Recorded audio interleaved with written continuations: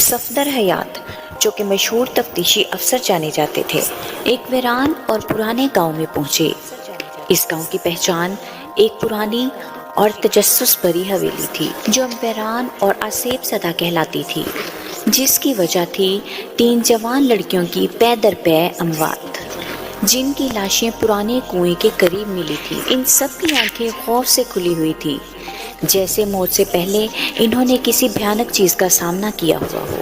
تو گاؤں والے سرگوشیوں میں جن زادی کا نام لیتے تھے، ایک سفید لباس میں ملبوس عورت جو کہ کنویں کے پاس دیکھی جاتی تھی، جس کا سایہ کئی دہائیوں سے اس حویلی پر چھایا ہوا تھا۔ ملک صفدر ایک حقیقت پسند انسان تھے۔ ان کے مطابق ہر واقعے کی کوئی سائنسی وجہ ہوتی ہے۔ وہ ان کہانیوں پر یقین نہیں کرتے تھے، لیکن پھر بھی انہوں نے اس کی تفتیش شروع کی۔ حویلی کے مالک چودھری اسلم ایک عمر رسیدہ ایک دبنگ شخصیت کے مالک تھے، جنہوں نے ماضی کی کہانی بتانے سے گریز کیا۔ ان کی بیٹی مہرون ایک حساس اور ذہین لڑکی تھی، جس نے بتایا کہ تینوں لڑکیوں نے موت سے پہلے ایک عجیب قسم کے خواب کا ذکر کیا تھا۔ ایک سفید لباس والی عورت جو انہیں کنویں کی طرف بلاتی تھی۔ ملک صفدر نے جب کنویں کا معائنہ کیا تو وہاں پر کچھ زنجیریں، جلے کے نشان اور کچھ پراسرار سے نشان موجود تھے۔ یہ جگہ یقیناً کچھ چھپا رہی تھی۔ حویلی کی لائبریری سے ایک بوسیدہ ڈائری ملی، جس پر ایک پرانی کہانی درج تھی۔ ڈائری کے مطابق زہرا نامی خادمہ پر جادو ٹونے کا الزام لگا کر اسے کنویں میں زندہ دفن کر دیا گیا تھا۔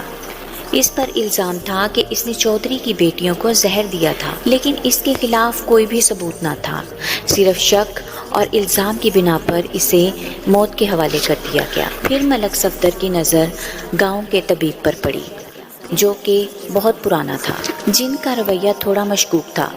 جب تفتیش آگے بڑھی تو پتہ چلا کہ مقتول لڑکیوں کو وہ خواب آور چائے دیتا تھا، جس میں اصل میں ایک نایاب قسم کا زہر شامل تھا۔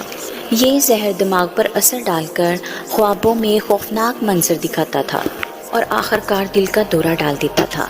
بالآخر حکیم صاحب کو گرفتار کر لیا گیا اور اس نے اعتراف کر لیا کہ وہ زہرا کا پڑپوتا تھا۔ اس نے برسوں بعد بدلہ لینے کی ٹھانی تھی۔